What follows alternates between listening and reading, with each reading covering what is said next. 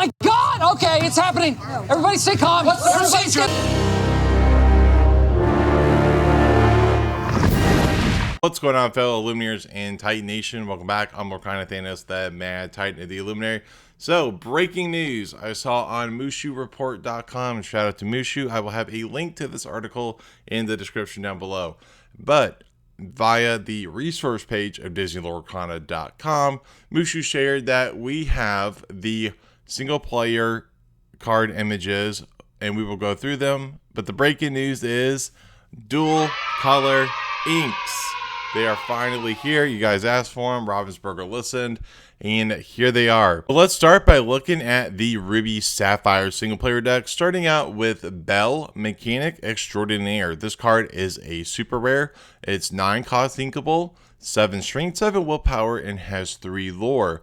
She is a Floodborn hero, princess, and inventor, and she shifts for 7. She has 2 abilities, the first being salvage. For each item card in your discard, you pay 1 less ink to play this character using her shift ability. So, it sounds like Hiram's going to be eating a lot of popsicles. And then we have repurpose. Whenever this character requests, you may put up to 3 item cards from your discard on the bottom of your deck, and you gain 1 lore for each item move this way. So that is potentially a 6 lore swing, and then I think Dime might start seeing play again because you can copy her with the Dime. That's 9 lore right there in 1 turn. Now let's look at Beast, Frustrated Designer.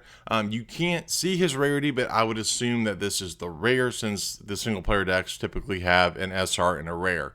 So Beast, Frustrated Designer, he is a non-inkable 6 cost. We can't see his stats or what lore he has, but he is a Dreamboard hero prince.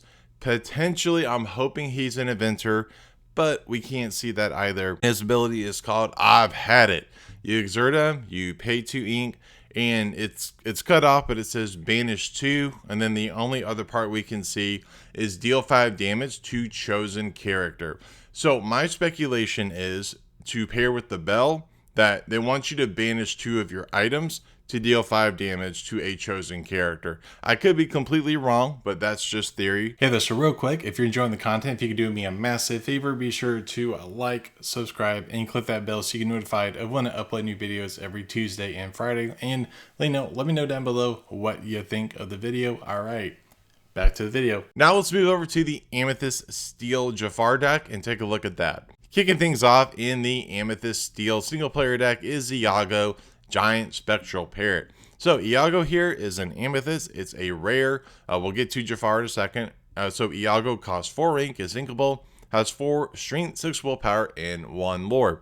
Is a Dreamborn ally and a new classification of illusion, and then 2 keywords. The first with evasive and a brand new keyword in vanish.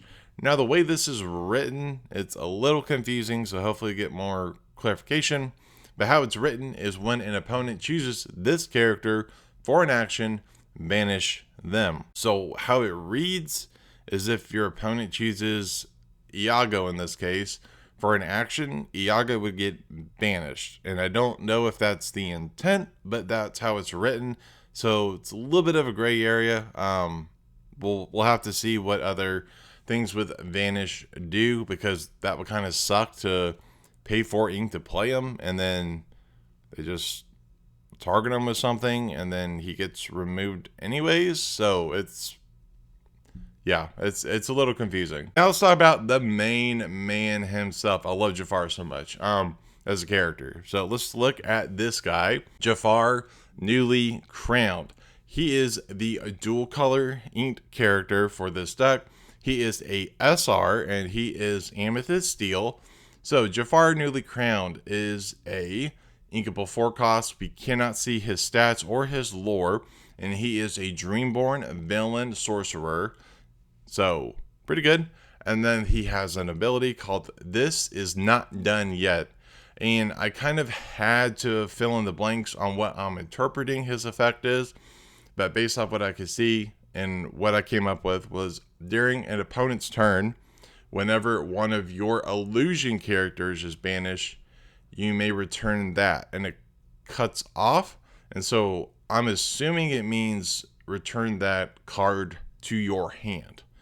So i.e. in the example we just used with Iago, I'm assuming if they try to banish the Iago, Jafar would then say, kind of like Wayward Sorcerer with Mickey and the Brooms, bouncing them back to their hand in a challenge, that Iago would come back to the hand if Jafar is in play. That's how I'm reading it. If I'm wrong, let me know. To close out, we have a look at the back of the Illuminator's Trove, and if we look at the Ink Dividers, it confirms some characters that are in the set. So we see one for Pongo, we see one for the Evil Queen, we see Pete, Baymax, and Miss Bianca. But the confirmation that everybody is now excited in Ruby, which makes sense, is Mushu. So the speculation I did in this video up here about the product announcement in that promo image is true. Mushu is in Arcadia's Island. But there you have it. What do you think about dual color inks finally being in Lorcana, and what do you think of these starters so far? Be sure to let me know. Bye. That's going to do it for today's video.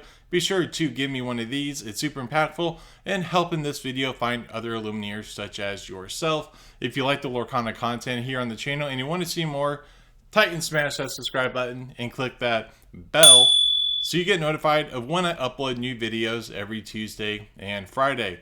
Also, be sure to let me know down below what you thought of this video, and you can follow me on the artist formerly known as Twitter on X at Lorcana Thanos, and I'm on Blue Sky as well at Lorcana Thanos.